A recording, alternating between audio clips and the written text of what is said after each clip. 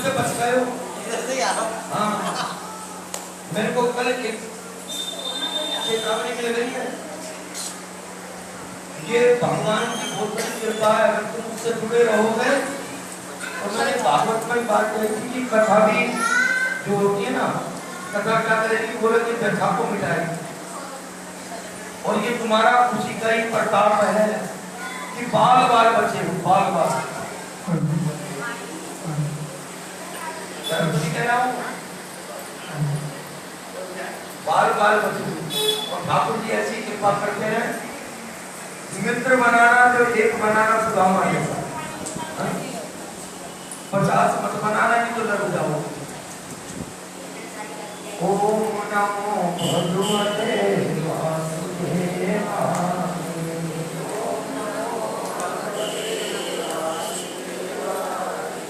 ओम नमो भगवते वासुदेवाय।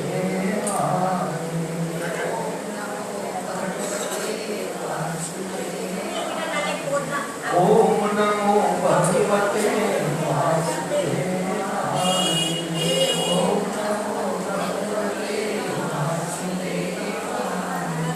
ओम नमो भगवते वासुदेवाय। ओम नमो भगवते वासुदेवाय। ओम नमो भगवते वासुदेवाय। ओम नमो भगवते वासुदेवाय। वासुदेवाय वासुदेवाय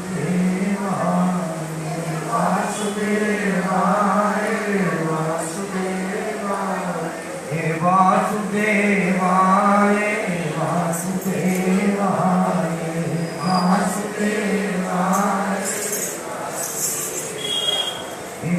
ओम नमो भगवते वासुदेवाय। ओम नमो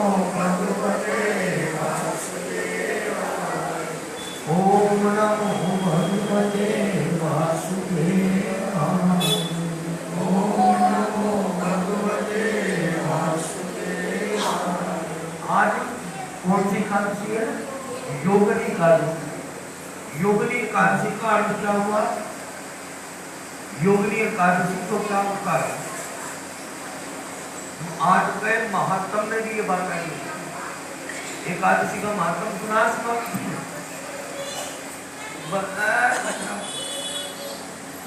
इससे बढ़िया तो मैं कह रहा हूँ व्रत ना करो, लड्डू पकौड़ा खूब खाओ।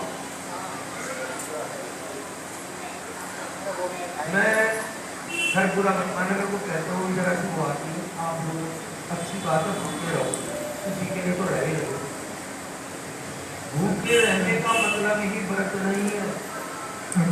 भागवत जी के अंदर एक बात आई थी, मनु जी महाराज के 2 बेटे थे, जिसका नाम था, एक का उत्तान पाठ और दूसरे का नाम प्रियव्रत। समझना, ये कूलर की हवा खाने वाले जरा बिल्कुल चैन से मत बैठो, सुन लो। तुम्हारी मतलब की बात है, ना समझो तो तुम्हारी अपनी मर्जी है। फिर तो अब एक गाड़ी चली रही है,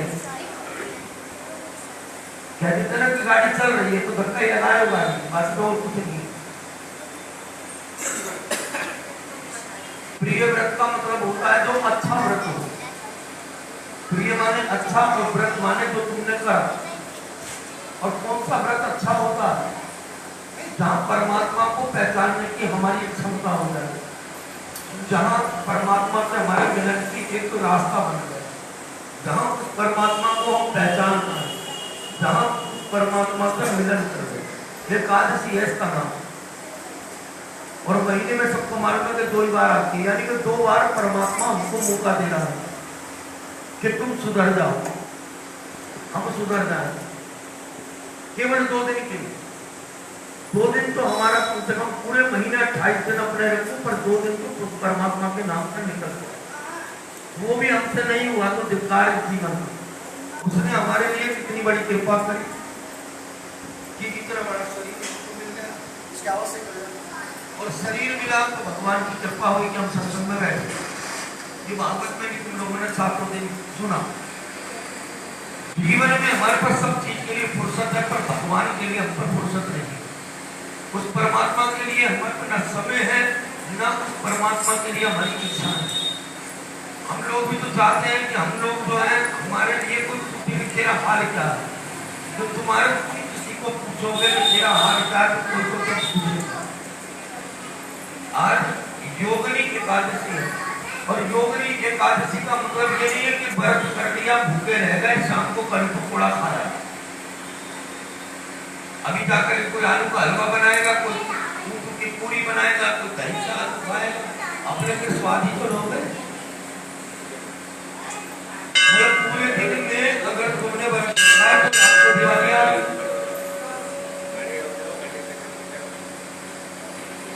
योगिनी एकादशी का केवल एक ही अर्थ होता है कि आप उस योग के द्वारा उस परमात्मा को पाएं। अब योग किसको कहते हैं? जो तुम्हारी बैठो, इसको योग संज्ञा दे सकते हैं, ये योग है। हम करते हैं योग आसन करते हैं ना, तो करते हैं शरीर सही है इसलिए तो करते हैं। क्या है इससे बढ़िया तो मत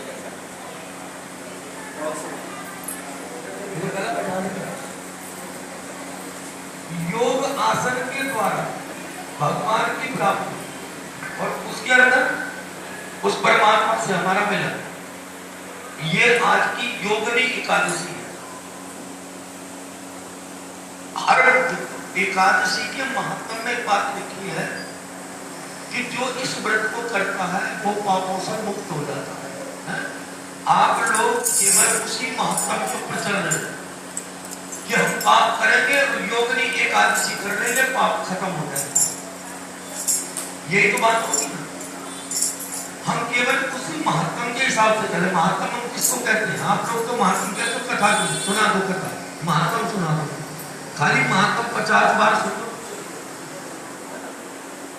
उसमें केवल एक ही बात आई है कि सारे पाप जल करके राख हो जाए जो एकादशी की व्रत करे। महीने में एकादशी आती है, रोज पाप करो और फिर एक दिन एकादशी करो तो पाप बढ़ेगा कि घटेगा? बढ़ेगा ना। जब तक हम किसी चीज को नहीं समझेंगे तब तक उसकी बात को केवल एक खाना पूर्ति होगी कि भूखे रह जाओ, एकादशी अन्न नहीं खाना है ना, बस यही रहेगा और कुछ नहीं।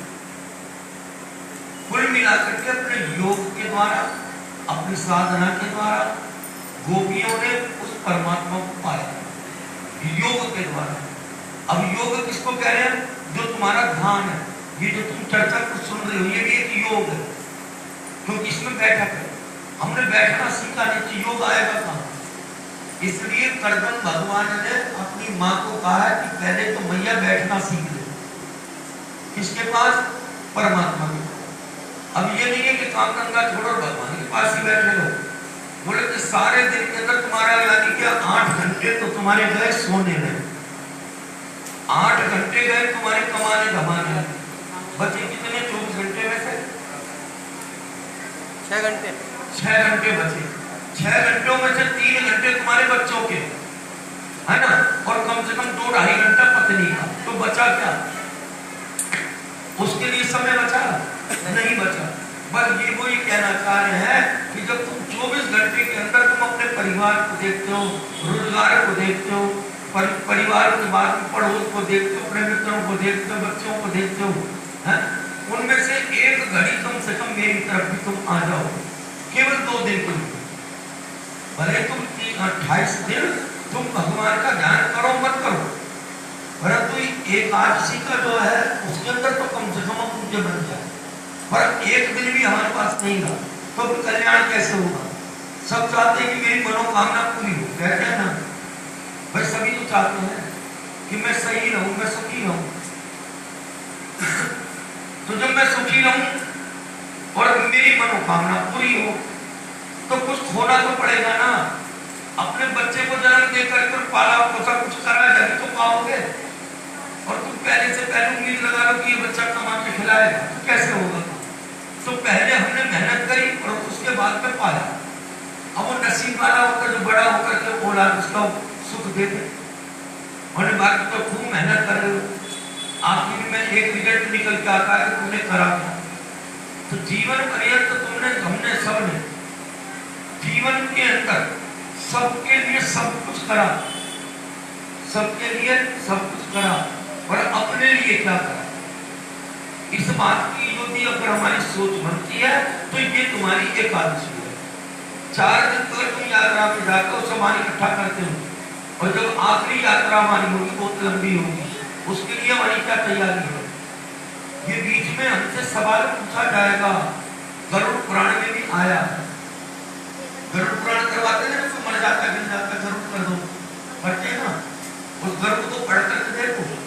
वो 6 महीने की जो यात्रा होती है हमारी, उसमें यमराज हमारे साथ होगा, कोई हमारी सुनवाई नहीं होगी, और वो ये पूछेगा कि तुमने जीवन के अंदर अपने लिए क्या तैयारी करी, तो हमारे पास क्या है? कुछ भी तो नहीं है हमारे पास। हम खाली हाथ आएंगे, बोले खाली हाथ नहीं जाओगे, भरे हाथ ही जाओगे। ये कहना छोड़ दो कि हम तो खाली आए तो खाली जाएंगे। भगवान ने 2 सिक्के दिए थे, बोले कि 2 के 4 बना के लाना, पर यहाँ तो 2 दिए हुए कि वो खो गए।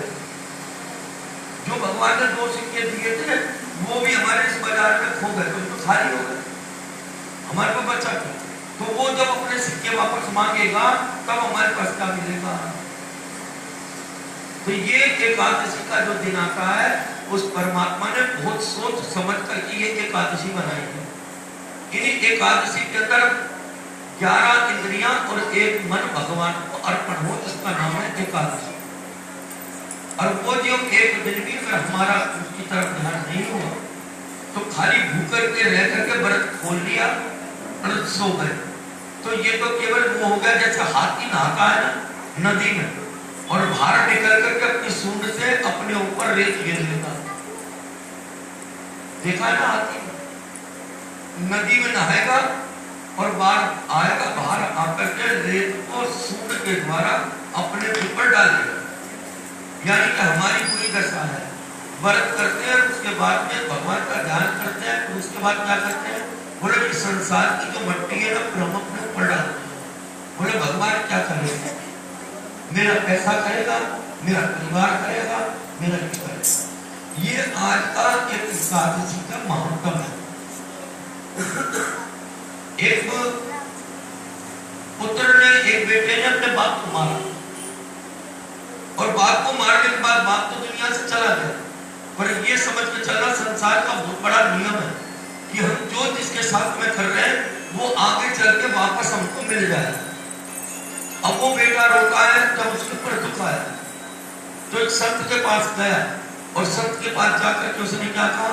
बोले महाराज मैं दुखी हूँ। क्यों दुखी है? बोले मैं पात की का मतलब कि मैं बहुत बड़ा पापी हूँ, मैंने अपने माता पिता को दुख दिया है, अब मेरा उद्धार कैसे होगा? तो उन्होंने कहा कि जो आषाढ़ मास है, आषाढ़ चल रहा है ना, सावन चल रहा है, आषाढ़ है, आषाढ़ मास की कौन सी है, कौन सा पक्ष है?